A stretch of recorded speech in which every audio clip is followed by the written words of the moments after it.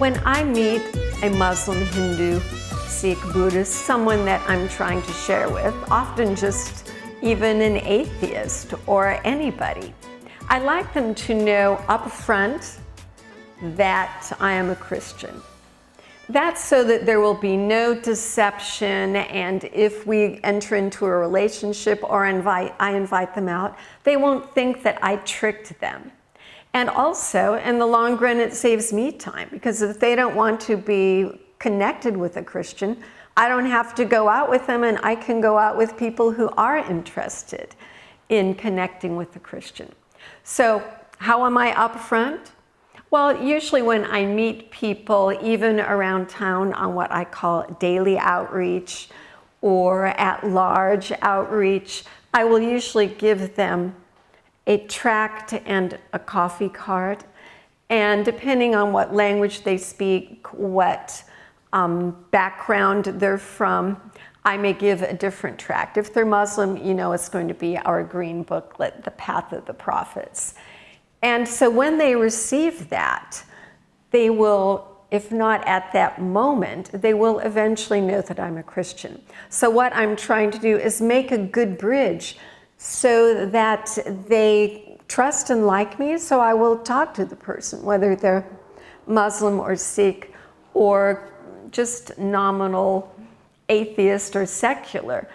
Show interest in that person and connect and make a bridge. So I don't necessarily need to say, no, I'm a Christian.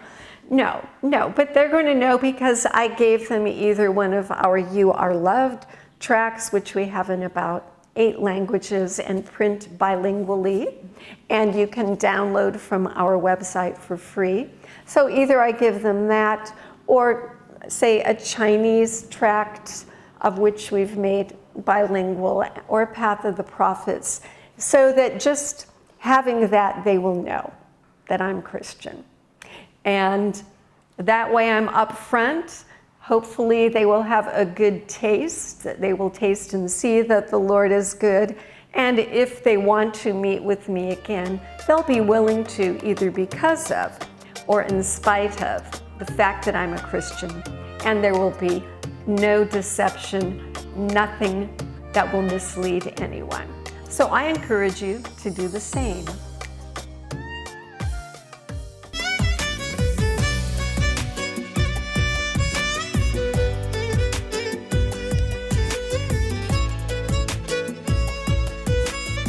Hey, we are at a street festival outreach, and I just want to say a couple of things that encourage me with outreach and that help in people receiving what we take. And I say, do it with style. That means to be confident, be pleasant, smile, be positive. Help them know that what you are giving to them is something that you think is really important and good, and you're doing them a favor. And friends, when you think about that, when you think about, do I believe what I'm doing? Do I believe in the message, whether it's kids packs you saw me with here, or whether it's material for Muslims, Hindus, Sikhs, Buddhists?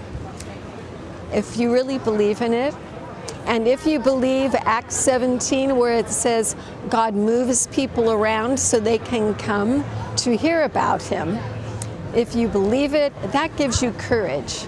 It helps you to be positive. It helps you believe and know that you are appointed to be where you are at that time, exactly where you're standing, what you're doing. No one else is doing that. So just be encouraged, be positive. And so many times we hear people say thank you, or you made my day.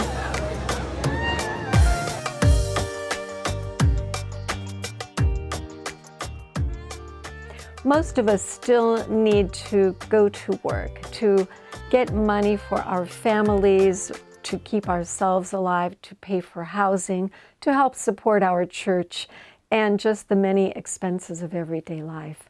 But I want to challenge you a little bit to look at your life and to see, is there a way you could go part-time for Jesus? And I'm a little reluctant to use this example, but I will use the example of myself, because after going part-time for a while to work with a special needs situation in my family, after that I could have gone back to work full-time, or I could have stayed part-time, which I was during the special needs situation. And I decided I'm going to stay part-time and do part-time in ministry. And that's a lot of the way that this ministry got started. I know we don't all have that luxury, but I just ask you to look at your schedule and see if you could put in your mind a job description of, I am a part-time minister for Jesus. I am a part-time missionary to the unreached people in America, or however you want to think of it. So pray about if God might be calling you for that. And if He does, pray about the time and the money and the way to do it and which direction you go, whether it's to refugees across town or online or something that you never even thought of. And so, friend, please consider being part-time for Jesus, whether or not you can add it on to your full-time work, or whether you can find a way to save hours during the week to do that. And as I mentioned in another video, we're always looking for people who have some free time during the week to go to mosques, to go to temples, to go to campuses. So if you can do that in part-time, maybe one day a week, that would be great. And so, friends, I'm encouraging you to look at your schedule, see if there's some time either after work, or if you can take off hours to go part-time for Jesus. And I can assure you that we really would like it if people can take off some time during the day to go to campus or the mosque or the temple or the area of the city where we have internationals or refugees. At the very least, we are encouraging Christians all over the world to take off at least half an hour on Good Friday to talk about Jesus, the proof that we have for the Bible, for the gospel, and the hope that we have in the resurrection. And from there, who knows what more you will want to do.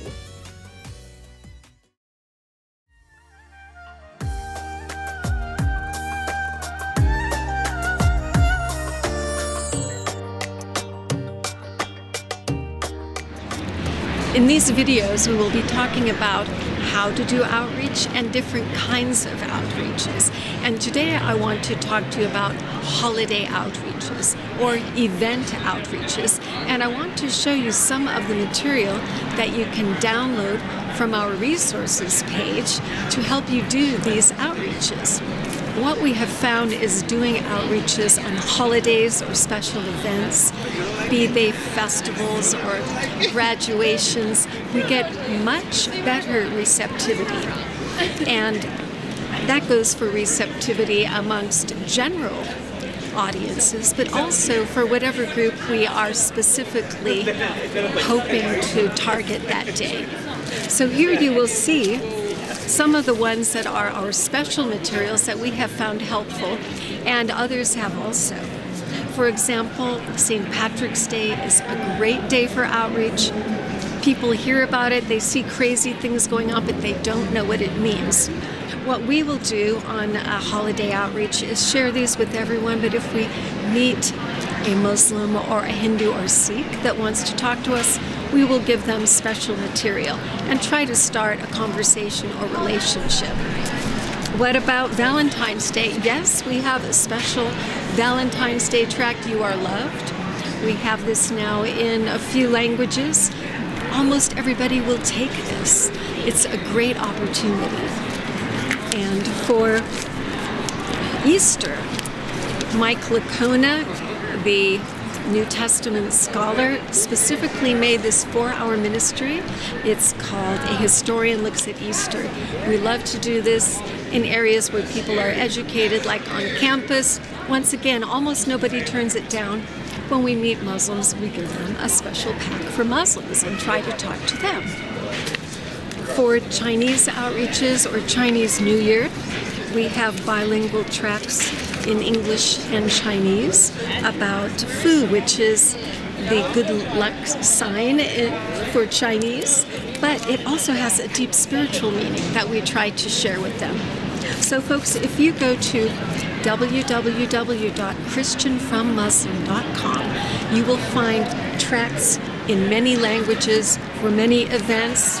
Here's a bilingual Ramadan tract, all kinds of things to help you with your ministry, to help you do the things we talk about in our other videos.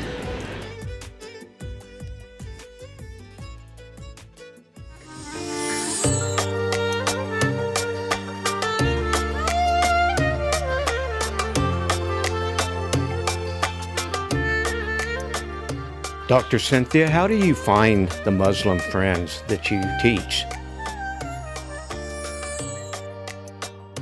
Thanks for that question, David. Actually, it's a very important thing that I would like to discuss with our viewers, because many people don't know how to get connected with Muslims, or once they're connected, how to develop a relationship. To get started off with Muslim friends, or pre-disciples, as I like to call them, OFF is a good reminder. O, outreach, F, follow-up, F, friendship. Certainly, some of you may already be connected with Muslims, but most of the ones I'm following I met on outreach of one kind or another. Usually a small-scale outreach or an outreach when I'm on my own, more than in a big mosque setting. In other videos, we tell you how to connect with Muslims that you don't already know. We talk about the Magic Word Bridge, the Holiday Bridge, and especially the Esther Bridge. The Esther Bridge is where you make a connection and try to follow up with another appointment, something like coffee or a meal. So what I'm encouraging you to do is to get follow-up information. And that may sound easy, but I'm telling you, it can be very difficult. But if you are connecting well with a Muslim, why not ask them if they will go with you to coffee? Why not ask for their contact information? Or what I actually do more often is offer mine first. When you meet someone, you might not immediately ask for their contact information. That's kind of rough. But if you ask them, do you want to talk some more? Could we meet? Do you have any questions? If there's an interest, then you can share contact information. And security-wise, you would want to be careful about what you share of your own information. But when you get their information, I'm warning you, friends, don't lose it. I can't tell you how many times I've misplaced follow-up information, my friends have, and then that contact can be lost forever. I can't overemphasize the importance of follow-up in these relationships. Even if you're not sure how close you are or how well it went at the time of meeting, be faithful in that follow-up. And whether it's by a phone call, or for me, I like text messaging, something like that lets them know that you care about them, that you haven't forgotten. And friends, even if you don't hear from someone for a while, follow up later, maybe weeks or a month later, especially if there's a holiday or an event or something going on in their family, whether, for example, you might want to say Happy New Year. Even if you haven't connected with someone in months, and I'm serious, there are people that years later have connected with me because of follow-up. One of the best evangelists I've ever worked with had a real weakness in follow-up. He was the best I have ever seen at connecting with people from the Middle East and with all Muslims. Had a wonderful approach, a cheerful attitude. People immediately loved him and connected to him. But he wasn't good at follow-up. None of us are perfect. We all have weaknesses one way or another, but weaknesses can become strength. We know people that did come to Christ from Islam through his ministry, But there are many we don't know because of the follow-up problem. The third letter of OFF is for friendship. That's when you make a relationship and share your life and your thoughts with your Muslim friend. Just being together as friends, you can share Bible truth in what we call the salt shaker, especially the gospel, using the path of the prophets preferably, but also any bit of biblical truth and the way Christians live and why we live this way can help them understand. And friends, I'll tell you, this does work, and you will find if you start off with OFF, outreach, follow-up, friendship, Muslims that stay with you in relationship will often come to Christ.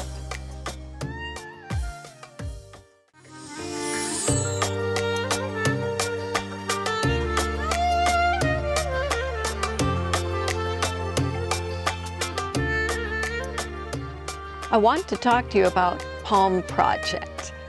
PALM stands for Pursuing and Loving Muslims. And that's what we call our training in Muslim outreach, evangelism, and discipleship. Now, you might wonder, why do we call it PALM Project? And why do we use the palm as the emblem of our ministry? There are a few reasons we use the palm as our mascot or representative. First, of course, many Muslims live in countries that have a lot of palm trees, whether they're dry countries like the Middle East and North Africa, or tropical like Indonesia. Another reason is because the palm was a symbol of victory in the ancient days. And you might remember that in the Bible, the people in Jerusalem waved palm branches to welcome Jesus. We want to do that. We want to wave palm branches of welcome to bring Muslims into the kingdom of the Lord. But the main reason we use the palm as our symbol is because PALM, Pursuing and Loving Muslims, is what we want to do.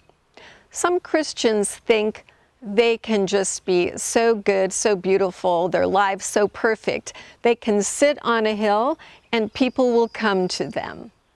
But I don't really see Jesus saying that. I mean, yes, he says you want to keep your light shining, but he tells a lot of stories of people working, of people going into the fields, planting seeds, working the soil, fishing.